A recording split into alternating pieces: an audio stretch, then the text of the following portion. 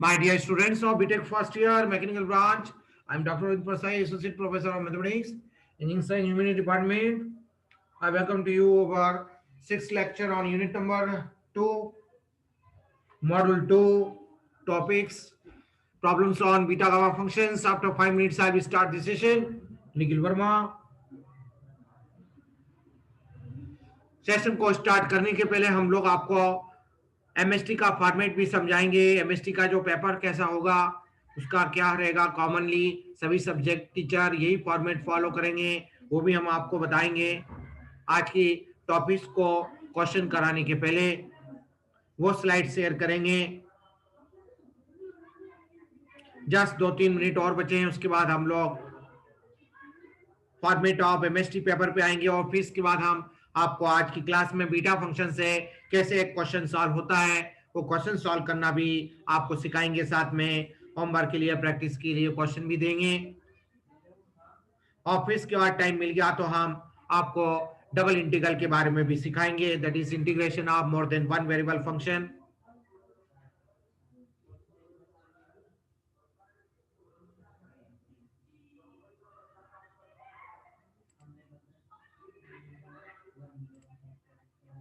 Suraj Tiwari,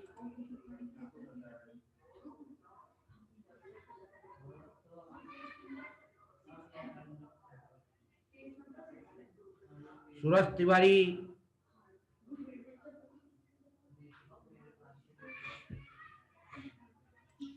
Yes, sir. Very good morning to all of you. Good morning, sir.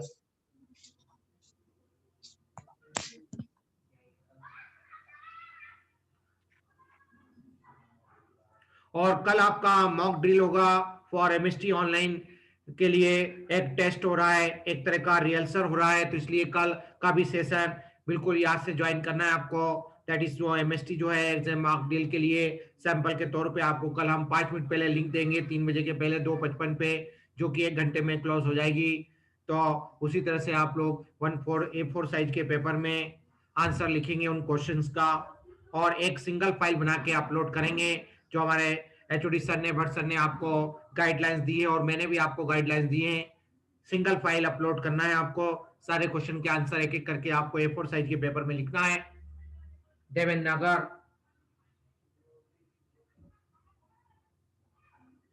Ranjit Raghuvanshi,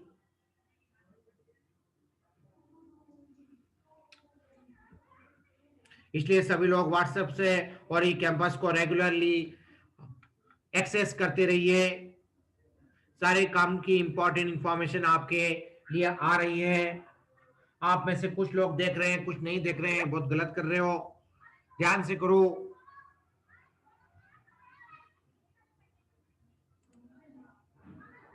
Ajay गोले, Saurabh Pariyar, just after 2 to 3 minutes I will start the today's session. Roll number 40,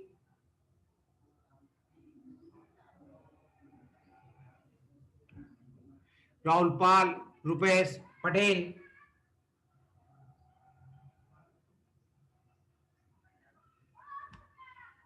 mock drill जो है सभी को appear होना है, जिसका हम लोग मैसेज आज की डेट में आपको 1:30 बजे की बात कर रहे हैं।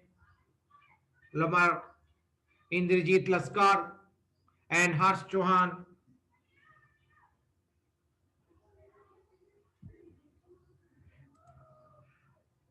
अनुज यादव, पीयूष कोतवाल।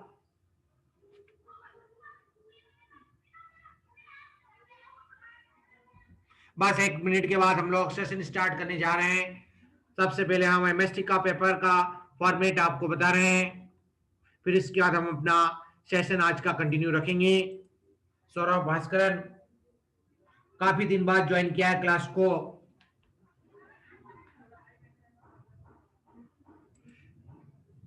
कुलदीप बामनिया एंड शिवम गराड़े। कुलदीप ने क्लास बहुत दिनों बाद ज्वाइन किया है।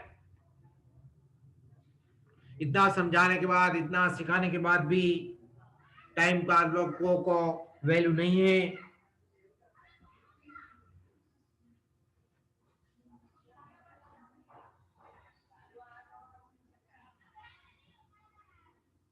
सुनील कसलेरिया, सौरभ राय,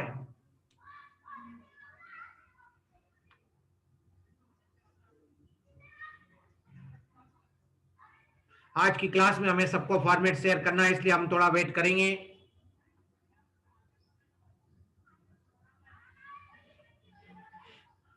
इसलिए आप पूरे टाइम क्लास में जुड़े रहिए।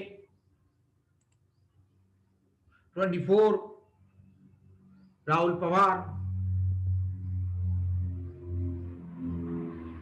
क्योंकि कभी कभी इंटरनेट या इलेक्ट्रिसिटी की कुछ परेशानी आ जाती है, टेक्निकल इशू हो जाते हैं, तो हम लोग डिस्कनेक्ट हो जाते हैं। Nilesh लचेटा,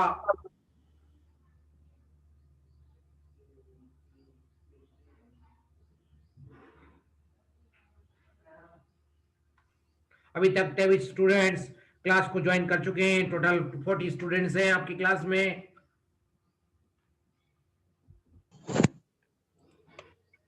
Rishabh Shukla,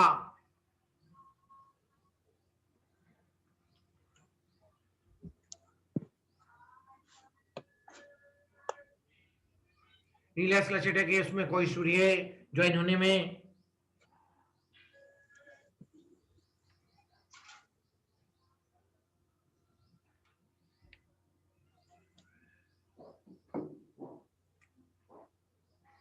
Okay, my dear students of BTech first year mechanical branch, I am Dr. Arvind Prasai, Associate Professor of Mathematics, Engineering Science Unit Department. I welcome to you our today's sixth lecture on unit number 2 as module number 2. MST का जो first होने वाला है आपका 11 तारीख से, उसका हमने मैथमेटिक्स का मैंने सिलेबस आपको शेयर कर दिया है व्हाट्सएप पे। आप उसको देख लीजिए, ध्यान से पढ़ लीजिए। वो सारे टॉपिक्स जो हमने क्लास में 8 तारीख तक डेफिनेटली कंप्लीट हो जाएंगे आपके। सेकंड यूनिट के हम लास्ट टॉपिक पे ही पहुंच गए हैं। ओके, तो आगे बढ़ते हैं। तो हम सबसे पहले आपको बीटा सर एमएसटी में यूनिट 1 ही होगी ना या 2 भी लोगे सर? तुमने अभी व्हाट्सएप ग्रुप पे सिलेबस देखा नहीं है? फर्स्ट सेकंड यूनिट दोनों हैं। फर्स्ट यूनिट के कुछ टॉपिक्स लिए हैं और सेकंड यूनिट के भी कुछ टॉपिक्स लिए हैं। दोनों यूनिट है। आप सिलेबस को ध्यान से देखिए। व्हाट्सएप पे मैंने आज सुबह 9:30 बजे आपको शेयर किया है। मैथमेटिक्स 1 का सिलेबस देख लीजिए। अभी नहीं देखा है तो क्लास के बाद देख लीजिएगा। अभी पूरा मेरे तरफ ध्यान दीजिए। मैं आपको एमएसटी पेपर को एक्सप्लेन कर रहा हूं, जो कि ये पेपर सभी टीचर्स कॉमन रखेंगे। यही टीचर, सभी टीचर यही फॉर्मेट फॉलो करेंगे। तो as being a class coordinator of your class, मैं आपको as being a teacher of this class में आपको एक्सप्लेन कर रहा हूं। फिर इसके बाद मैं आपको ये अपने जो टॉपिक्स हैं उस पर क्वेश्चन समझाऊंगा। जो हमारा लास्ट क्लास में अधूरा था, आज हम उसको पूरा करेंगे। ये वाला चौथा क्वेश्चन आज हमें आपको एक्सप्लेन करना है। इस तरह का क्वेश्चन बीटा फंक्शन से सॉल्व होता है, कैसे अप्लाई होता है उसका तरकीब सिखाऊंगा। फिर आपको मैं होमवर्क का करने का प्रैक्टिस दूंगा। रविराज सिंह,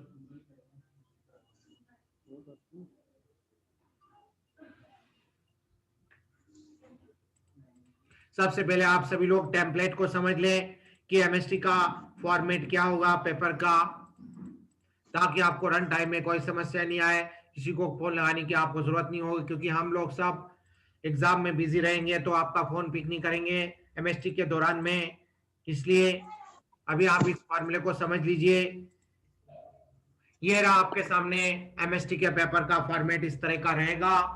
यहाँ पर 75 मिनट लिखा है, सवा घंटे लिखा है, जो कि 15 सवा घंटे आपको लिखने का है दिया है टाइम, और 15 मिनट आपको अपलोडिंग करने के लिए ऑप्शन दिया है, ताकि कहीं किसी का कुछ नेट फेल होता है तो वो एडजस्टमेंट करके उसको अपलोड 15 मिनट के अंदर करें। आखिरी के 15 मिनट में आपको अपने जो भी सॉल्यूशन लिखा है कॉपी A4 साइज के पेपर में आपको सारे सॉल्यूशन लिखना है क्वेश्चन के, और फिर उसकी एक फाइल बनाना है जिसमें आप अपना नाम के साथ फाइल नेम में ई कैंपस आईडी भी इस तरह से आपको फाइल नेम रखना है। ये सारी गाइडलाइंस आपको हमने भेज चुके हैं। आप व्हाट्सएप पे पढ़ लीजिए, आप ई कैंपस के थ्रू पढ़ लीजिए, और पढ़ने के बाद भी कोई ऑब्जेक्शन आता है तो हम लोगों के पास फोन कर दीजिए, 1:30 बजे के बाद फोन लगा लीजिए, हम आपकी समस्या का निवारण करने के लिए हैं। ठीक है गाइस, तो हम जरा इस फॉर्मेट को भी समझ लें। ये सब चीजें इसी में आ रही है, टेस्ट से ही रिलेटेड है, इसलिए वो चीजें मैंने आपको एक्सप्लेन की है। अब हम एक एक करके एक एक लाइन वाइज आपको ये समझा रहा हूँ, जैसे मैं मैथमेटिक्स समझाता हूँ। पहली लाइन आपके सामने लिखी रहेगी तो वो कॉलेज का नाम रहेगा, दूसरी लाइन में आपको डिपार्टमेंट का नाम लिखा रहेगा, तीसरी लाइन में आपको जो भी एमएसटी, जैसे आपका अभी पहला हो रहा है इसी तरह से एक और एमएसटी होगा एकेडमिक कैलेंडर के हिसाब से, फरवरी में होगा दूसरा एमएसटी। तो अभी फर्स्ट सेमेस्ट्री है, इसलिए फर्स्ट सेमेस्ट्री जनवरी में हो रहा है, तो इसलिए 2021 का साल चल रहा है, इसलिए 2021 का साल लिखा है। फिर सेम में यहाँ पर आपको लिखा रहेगा कि सेम 1 है, तो हम 1 का पेपर दे रहे हो आप तो सेम 1 लिखा रहेगा। फिर इसके बाद आगे इसका आपका बीटेक आईटी, जैसे हमने सैंपल आपके लिए आईटी का बताया है, तो आपके लिए यहाँ पर हम मैकेनिकल लिखे रहेंगे, यहाँ पर ब्रांच लिखी रहती है। ओके गाइस, फिर यहाँ पर सब्जेक्ट कोड लिखा रहेगा, आपने सभी ने देख लिया होगा सब्जेक्ट कोड या कोर्स कोड एक ही होता है। सब्जेक्ट मैथमेटिक्स का कोड है BT 102। यहाँ पर हालांकि मैंने खाली छोड़ा है, लेकिन जब मैं आपको पेपर्स की लिंक दूंगा गूगल फॉर्म से, उसमें सब भर के दूंगा आपको। अभी आप फॉर्मेट समझ रहे हैं। फिर इसका टाइम की लिमिट 75 मिनट सॉल्व करने की है, और बाकी इसके बाद की जो 15 मिनट है वो आपको अपलोड करने की है। आपको लिंक 1.5 घंटे के बाद हटा ली जाएगी। ठीक है, इसलिए सब लोग कन्फाइंड टाइम में अच्छे से अपना रिचार्ज कर ले मोबाइल का डाटा, ताकि उस समय आपको किसी भी सब्जेक्ट में इस तरह की नेट को लेके कोई समस्या नहीं आए। ठीक है गाइस, तो चलिए हम लोग, सर हाँ बोल रही है, क्या बोल रहे हैं अभी? सर ये जो फाइल रहेगी ये व्हाट्सएप पे ही सेंड करनी है ना? तूने गाइडलाइंस पढ़ी नहीं है, व्हाट्सएप पे शेयर नहीं करना है बेटा। हम आपको क्वेश्चन पेपर गूगल फॉर्म में बनाएंगे और उसकी लिंक उसमें अपलोड करने की, आंसर की आपको देंगे। उस गूगल फॉर्म में लिंक अपलोड करने की रहेगी, उसी में अपलोड करके भेजना है इंडिविजुअल। मेरे को किसी भी टीचर का जो भी पेपर चल रहा है उसको इंडिविजुअल व्हाट्सएप उसका अपलोडिंग के बारे में नहीं देना है। ओके आप गाइडलाइंस को ध्यान से पढ़िए बेटे, है ना। और क्वेश्चन है तो इसलिए मैंने आपको समझाया है, और बहुत अच्छी क्वेश्चन पूछा आपने, इसलिए ये बात मैं आपको जब ये पूरा पेपर हो जाता तो समझाता ही, एक्सप्लेन करता। आपको किसी भी टीचर से इंडिविजुअली उसका क्वेश्चन का जो भी आंसर आपका आया है जो अपलोड नहीं हो पाया है, तो आप ऐसा नहीं बोलेंगे कि आप इंडिविजुअल करके और अपना प्रॉब्लम सॉल्व करेंगे। आपको स्पेसिफिक गूगल फॉर्म में अटैचमेंट करने की लिंक दी जाएगी, जो कि पीडीएफ फाइल रहेगी, आपको उससे आसान रहेगा। उसका फाइल नेम लिखने का तरीका बता दिया मैंने, क्या लिखना है। आपका नाम रहेगा और आपका ई कैंपस आईडी रहेगा। यह प्रैक्टिस आपको सारी पेपर्स में करना रहेगी। कॉमन गाइडलाइंस हैं जो हमने आपको एज ए स्टूडेंट को एसओपी के फॉर्म में आपको व्हाट्सएप पे भी कर दिए, कल की डेट परसों की डेट में आपको, और साथ में उसमें भी कर दिए। और मैथ्स का सिलेबस आज की डेट में सुबह 9:30 बजे मैंने सिलेबस शेयर कर दिया आपको व्हाट्सएप ग्रुप पे। कौन कौन से टॉपिक्स मैथ्स के कवर हो रहे हैं, जो आपके क्लास में अभी तक 8 जनवरी तक होंगे वो कवर हो रहे हैं। ठीक है, अब आगे बढ़ते हैं, हम लोग आगे बढ़ रहे हैं, इस पेपर को समझाने की स्थिति में है। आपको लाइन वाइज समझा रहा था।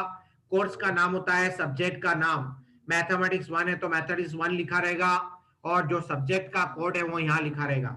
फिर इसके बाद इस लाइन में कोर्स आउटकम से आपको लेना देना नहीं है, इसको इग्नोर करना है, दिमाग नहीं लगाना है। ये जो इसके बाद का जो लाइन है इसको ध्यान से देखना है। क्या लिखा है ये, ऑल क्वेश्चंस आर कंपलसरी। तो आपके पास आप पूछेंगे, क्वेश्चन होगा आपके दिमाग में कि सर कितने क्वेश्चन है। देखो बेटा, ओवरऑल 4 क्वेश्चन ही रहेंगे। ये एक क्वेश्चन, ये दूसरा क्वेश्चन, ये तीसरा क्वेश्चन, ये चौथा क्वेश्चन। फिर इसके बाद इसमें आपको इंटरनल चॉइस मिल रही है।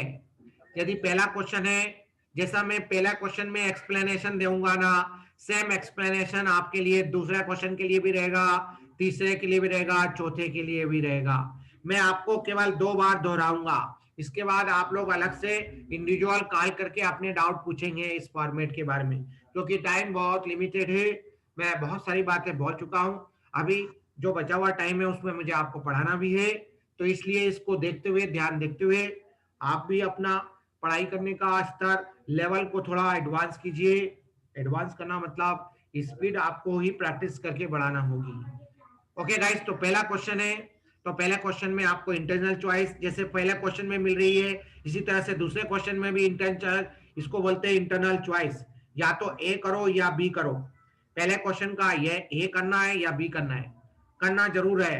ये क्वेश्चन इन दोनों में से कोई एक करोगे तो एक क्वेश्चन आपका कंप्लीट माना जाएगा बेटे। फिर दूसरा क्वेश्चन उसका भी इंटरनल चॉइस है आपके पास, इसी तरह से या तो ए करना या बी करना।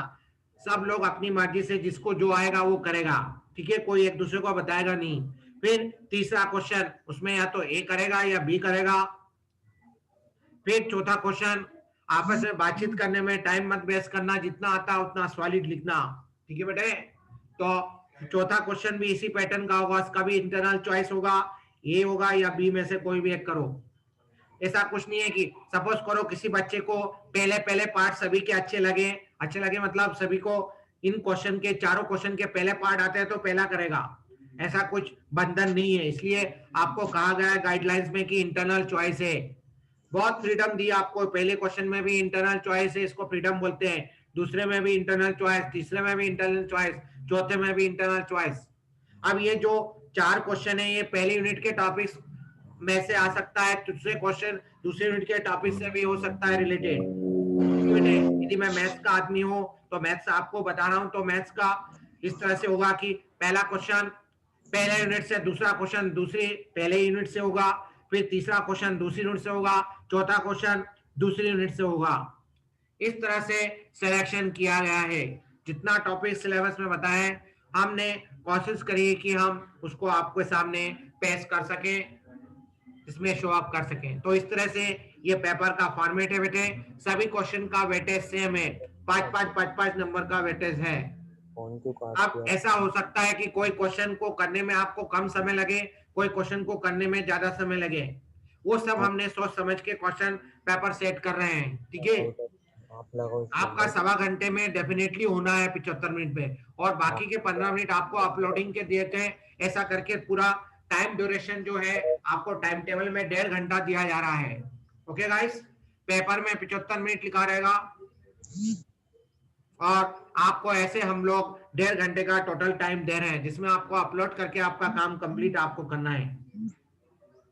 5 मिनट के पहले टेस्ट पेपर की लिंक आएगी, जो कि गूगल फॉर्म में ही आपसे हम लोग काम करा रहे हैं, क्योंकि ऑनलाइन में सबसे आसान होता है, इसलिए एमएसटी भी ऑनलाइन हो रहा है। और अभी इसके लिए हम लोग कल के दिन एक रिहर्सल करेंगे जिसको मॉक ड्रिल बोलते हैं, तो सभी लोग उस मॉक ड्रिल में भी प्रेजेंट रहेंगे। मैं आपको आज 1:30 बजे के बाद उसके बारे में कैंपस में मैसेज करने वाला हूँ गाइडलाइंस को, और साथ में कल 5 मिनट पहले आपको उसकी लिंक दूंगा, तो सभी लोग उस गूगल फॉर्म को ज्वाइन करेंगे, अटेम्प्ट करेंगे।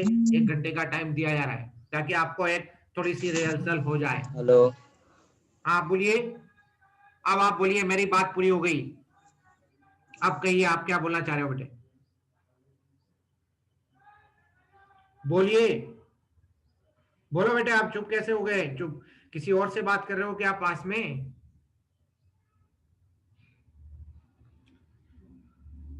कहिए, किसी को कोई समस्या है फॉर्मेट को समझने में, या आपके एमएसटी का फॉर्मेट है? किसी को कोई समस्या हो तो बोलो बेटे। सर एक दिन में एक ही सब्जेक्ट का टेस्ट होगा क्या? नहीं, एक दिन में 2 पेपर होंगे बेटे आपके। एक सेशन हो रहा है, एक पेपर 10 से 11:30 के बीच में होगा बेटा, और दूसरा सेशन होगा 2 से 3:30। मतलब बीच में आपको 2.5 घंटे का गैप मिल रहा है। एक दिन में 2 पेपर होंगे बेटे, 2 एमएसटी होंगे, 2 सब्जेक्ट कवर हो रहे हैं। तो 11 तारीख को 2 पेपर, 12 तारीख को 2 पेपर, और फिर 13 तारीख को केवल एक ही पेपर होगा, क्योंकि टोटल 5 थ्योरी पेपर है आपके। ओके गाइस, जो इसके सर वन वर्ड क्वेश्चन तो नहीं सिलेबस बोल रहे हैं। हाँ कहिए। वन वर्ड क्वेश्चन तो नहीं आएंगे ना? नहीं, वन वर्ड क्वेश्चन नहीं है बेटा, सब्जेक्टिव क्वेश्चन है। ये सारे क्वेश्चन एमसीक्यू आपके नहीं होंगे, सारे सब्जेक्टिव क्वेश्चन है, नहीं तो आपका फाइनल एग्जाम के लिए प्रैक्टिस होगा नहीं, ठीक है। ओके, तो चलिए, अब हम इसके बावजूद कोई समस्या आपको रहती है, फॉर्मेट या गाइडलाइन समझ में नहीं आती, तो मुझसे व्हाट्सएप पे पूछने की बजाय कॉल कर लीजिए। सर पहले दिन कौन से सब्जेक्ट का टेस्ट होगा? सब आपको टाइम टेबल आ जाएगा, आप उसकी चिंता मत करो। आजकल की डेट में आपको टाइम टेबल ई कैंपस पे और व्हाट्सएप पे मिल जाएगा। अभी आपको मैंने बता दिया बेटे, कोशिश यही हो रही है कि हम लोग ओके जो सर। स्कीम में आपको ऑर्डर दे रखा है वही ऑर्डर पेपर की फॉलो किया जाए। बस केवल जो एक कॉमन पेपर है आपका, कॉमन कौन सा पेपर है जो सभी ब्रांच में है, मैथमेटिक्स। मैथमेटिक्स कॉमन पेपर है, उसको थर्ड डे रखा गया है। 13 तारीख को मैथमेटिक्स का पेपर होगा, उसके पहले आपके 4 पेपर होंगे।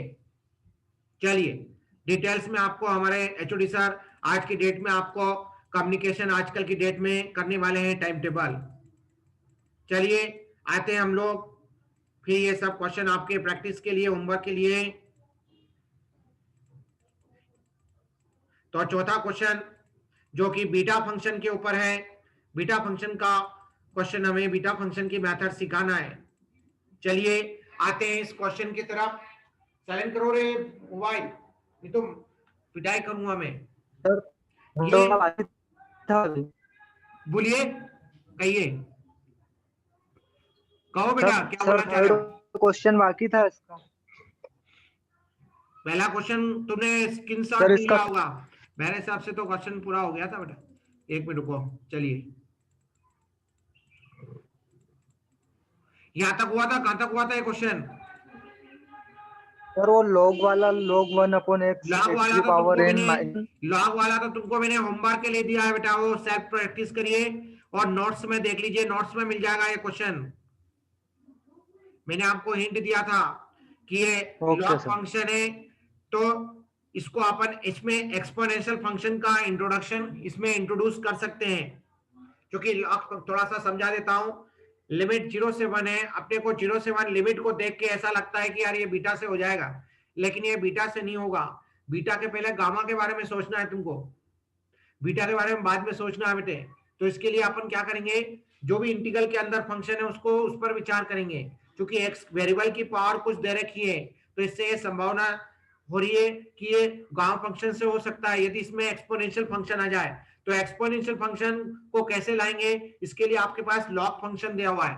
तो आप इस log ऑफ 1/x को क्या करो, टी पुट कर दो, एक चेंज ऑफ वेरिएबल टेक्निक से टी पुट करके उसका एंटी लॉग लेंगे, तो ये ऑटोमेटिकली यहाँ पर आपका ये जो क्वेश्चन है एक्सपोनेंशियल फंक्शन में कन्वर्ट हो जाता है। तो सबसे पहले अपन स्टार्टिंग में लिखते हैं कि भाई मान लेते हैं इस इंटीग्रल का आंसर क्या है, आई है। फिर इसके बाद log ऑफ 1/x को टी पुट करते हैं, तो इसका तुम एंटी लॉग लोगे तो क्या आएगा, 1/x लेफ्ट साइड में एज इट इज रहता है, जो भी इसका सफिक्स होता है, इसका जो बेस होता है log का, वो राइट हैंड साइड में पहुंच जाता है, और जो राइट हैंड साइड में क्वांटिटी है वो उसके बेस के ऊपर उसके पावर में आ जाती है। याद करो एंटी लॉग लेने का तरीका यही था। थोड़ा कुछ स्टेप बता रहा हूं, ठीक है? अरे ये एंटी लॉग लोगे तो ऐसी होगा। Yes sir. Yes sir. अब इसके बाद क्या करते हो, चूंकि चेंज ऑफ वेरिएबल टेक्निक लगा रहे हो, तो आपको जो x है वो t में बदल रहे हो, तो आपको इसका डिफरेंशिएशन करके भी dx की वैल्यू निकालना पड़ेगी। तो अपन इसका दोनों तरफ x के रिस्पेक्ट में डिफरेंशिएशन करते हैं। उसके पहले अपन x के फॉर्म में यदि रेसिप्रोकल लिखना है तो ऐसा लिखेंगे, x इक्वल टू e की पावर माइनस t, और इसमें आपका लिमिट्स भी चेंज होगा। उसके पहले अपन यहाँ पर डिफरेंशिएशन करेंगे, दोनों तरफ किसके रिस्पेक्ट में डिफरेंशिएशन करेंगे, जो इंटीग्रल में वेरिएबल है x से, तो x के रिस्पेक्ट में करेंगे, तो x का होता है dx। हाँ बोलेंगे x का x के रिस्पेक्ट में 1, तो 1 लिखेंगे इक्वल टू इसका डिफरेंशिएशन क्या होता है, माइनस ऑफ e की power minus t into D T by D x. तो जो इधर राइट हैंड साइड में D T by D x था उसको इधर मल्टीप्लाई कर दिया। जैसे मैंने कल आपको एक क्वेश्चन समझाया था उस तरह से यहाँ पर इसका क्रॉस गुणा करके लिखा है, क्योंकि हमको dx की वैल्यू चाहिए। तो dx की वैल्यू होगी माइनस ऑफ e की power minus t of dt। तो आपने चूंकि ये सब्स्टिट्यूशन नया रखा है इसलिए इसमें लिमिट ऑफ इंटीग्रेशन भी चेंज होगी। तो जब x बराबर 0 रखोगे, जब यहाँ पर x बराबर 0 होगा तो 1/0 क्या होता है, इंफिनिटी होता है। तो ये t की वैल्यू आपको इंफिनिटी मिल जाएगी। लॉग इंफिनिटी की वैल्यू इंफिनिटी होती है, इसलिए ये इंफिनिटी है।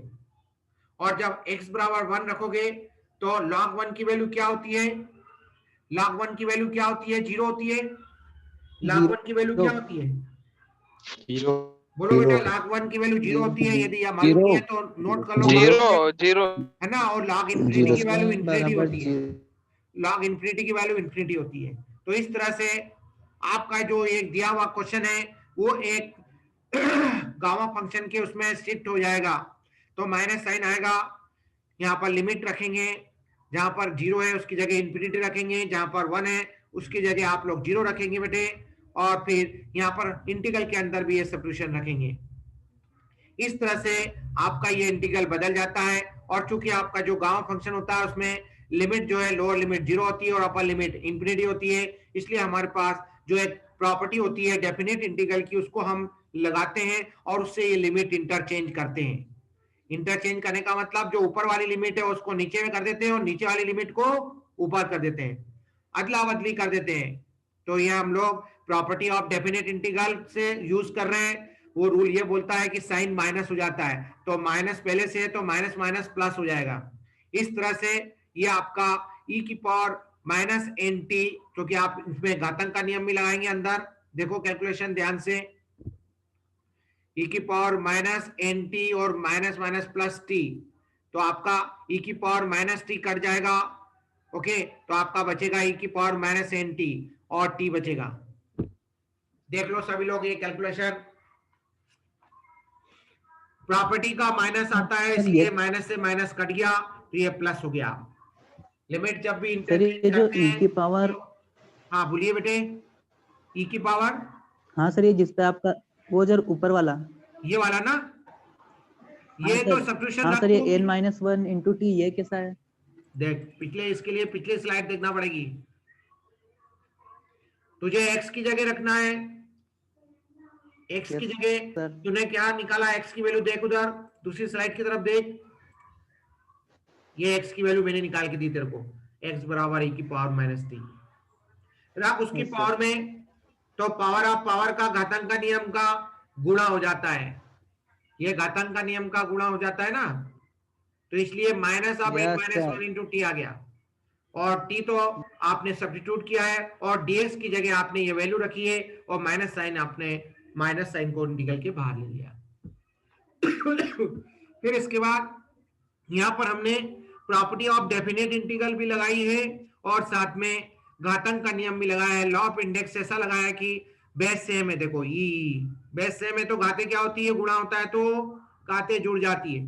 जोड़ो जरा घातों को, इसके लिए आपको ये ब्रैकेट को ओपन करना पड़ेगा, minus n t plus t और इधर प्लस माइनस टी, तो plus t minus t cut गया कि नहीं, क्या बचा बेटे, क्या बचा, माइनस एन टी। तो इस तरह से आपका ये जो दिया हुआ क्वेश्चन था कंप्लीटली गामा फंक्शन में कन्वर्ट हो गया। अब आप इसमें गामा की डेफिनेशन लगाएंगे, तो डेफिनेशन लगाने में आपको एक और दिक्कत आएगी।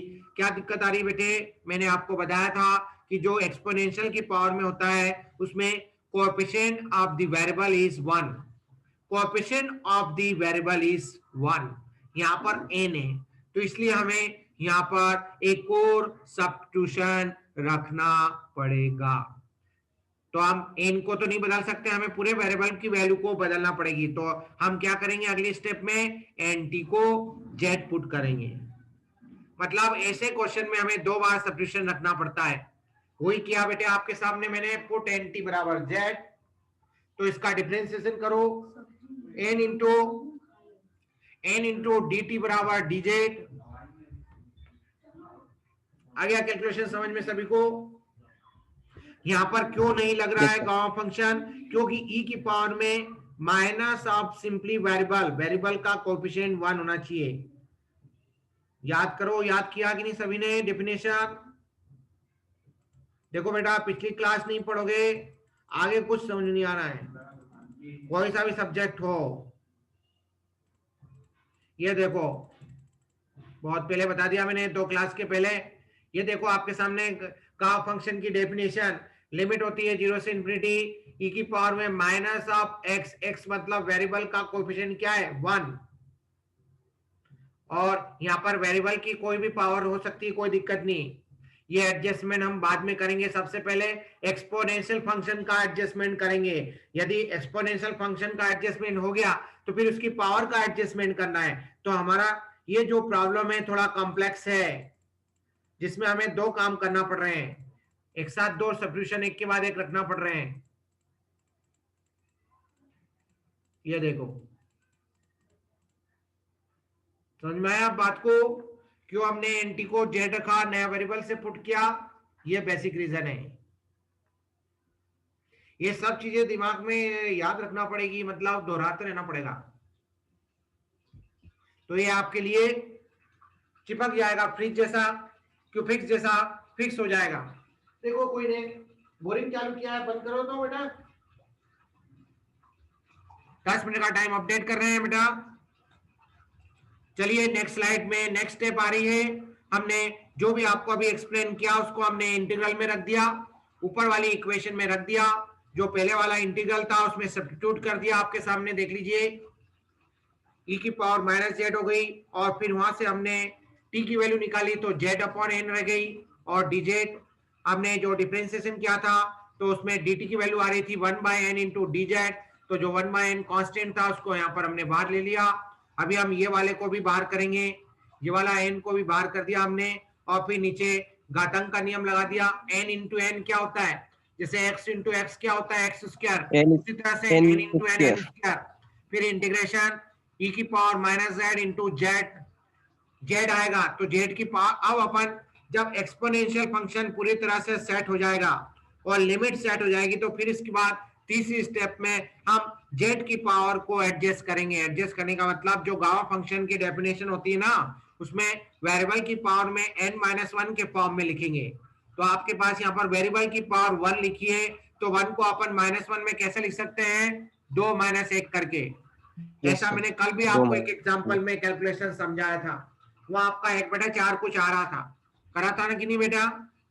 मैंने तुमको दो ऑप्शन बताए थे, या तो ये तरकीब से करो, नहीं तो एक दूसरी तरकीब ये बताई थी कि इसकी पावर में 1 जोड़ दो और 1 घटा दो, तो जोड़ोगे तो 2 हो जाएगा और -1, नहीं तो पावर 1 कैसे आएगी, जब 2 में से 1 जाता है तो 1 मिलता है। कोई शक? बस अब इसके बाद ये इंटीग्रल में गामा फंक्शन की डेफिनेशन लगा के इसका आंसर लिख दीजिए, तो 1/n square as it is gamma of 2 आ गया। गामा ऑफ 2 की वैल्यू 1 होती है, मैंने कल भी कुछ क्लास में समझाया था, मतलब उसमें आपको पिछले क्वेश्चन में इसका यूज आया था, आज फिर आ गया। गामा, पहले डेफिनेशन लिख दी आपके सामने, रिपीट कर दी मैंने गामा फंक्शन की यहाँ पर स्लाइड में, और फिर गामा 2 को भी समझा दिया दोबारा आपको, तीसरी चौथी बार। गामा 2 में को अपन लिख सकते हैं, क्योंकि गामा 2 की ऐसे डायरेक्ट वैल्यू नहीं होती है, इसको सॉल्व करना पड़ेगा रिडक्शन फार्मूले से, तो इसको 1 में ब्रेक करना पड़ता है। कोई भी नंबर आएगा उसका 1 से ज्यादा जब भी बड़ा होगा, 1 से बड़े नंबर को सॉल्व करने का यही तरकीब लगेगा। कभी कभी ये फार्मूला एक बार लगता है, कभी कभी ये बार बार लगता है। तो गाइस 2 को अपन लिख रहे हैं 1 + 1, फिर 1 बाहर हो गया, गामा 1, गामा 1 की वैल्यू क्या होती है, 1 होती है, तो 1 आ जाएगा। यहाँ पर वैल्यू रख दी 1/n स्क्वायर, तो आपका ये फाइनल आंसर 1/n स्क्वायर आ जाएगा। इस तरह से आपका ये क्वेश्चन गामा फंक्शन की मेथड से सॉल्व होगा। अब बचे हुए टाइम में मैं आपको बीटा फंक्शन से क्वेश्चन समझा रहा हूँ, समझिए इसकी कुछ इंपॉर्टेंट स्टेप समझ लीजिए। ये हमने नोट्स में भी आपको सॉल्व करके दिया हुआ है, उससे भी आप लोग इसको आगे पढ़ सकते हैं, कोई इशू नहीं। अभी तो हम आपको सारी स्टेप सिखा ही रहे हैं। ये रहा आपके नजर के सामने, सबके सामने, सबकी नजर के सामने क्वेश्चन दिख गया है, दिख गया है सभी को? अरे क्वेश्चन दिख गया सभी को? जैसे क्वेश्चन दिखा, यस सर, जिनने इस सब्जेक्ट की अभी तक पढ़ाई करी है उनके दिमाग में गुदगुदी होने लगी होगी, उनके दिमाग में आइडिया आने लगे होंगे कि यार सर देखो, ये मेरे को चूंकि लिमिट 0 से π/2, मैं आपके सामने टीचर का रोल भी कर रहा हूँ, मैं आपके सामने स्टूडेंट का रोल भी अदा कर रहा हूँ, और भी कुछ रोल अदा कर रहा हूँ आपके सामने, सारे रोल जितने हो सकते हैं जो आपके लिए फिजिबल है वो सब अडॉप्ट कर रहा हूँ। ये सब एक्टिव लर्निंग की टेक्निक्स के फंडामेंटल्स हैं। ओके गाइस, कभी कभी जब भी भविष्य में आप अपने लाइफ में, जब आप इंडस्ट्री लाइन में नहीं जाओगे, आपको टीचिंग लाइन में आना होगा, तो आपको ये सब टेक्निक्स अडॉप्ट करना होगी।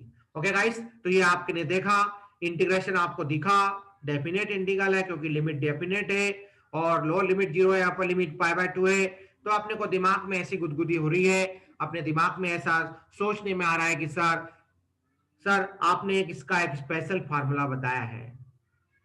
फिर आपके पास ये भी आइडिया आ जाएगा कि सर आपने जब मेरे को फार्मूला समझाया था तब मैंने आपको ये क्लियर करा था कि साइन के साथ कॉस होना बहुत जरूरी है, या तो साइन के अकेला हो या कॉस अकेला हो, यदि साइन के साथ कोई दूसरा फंक्शन आ रहा है तो कॉस होना चाहिए, ये सेक नहीं आना चाहिए।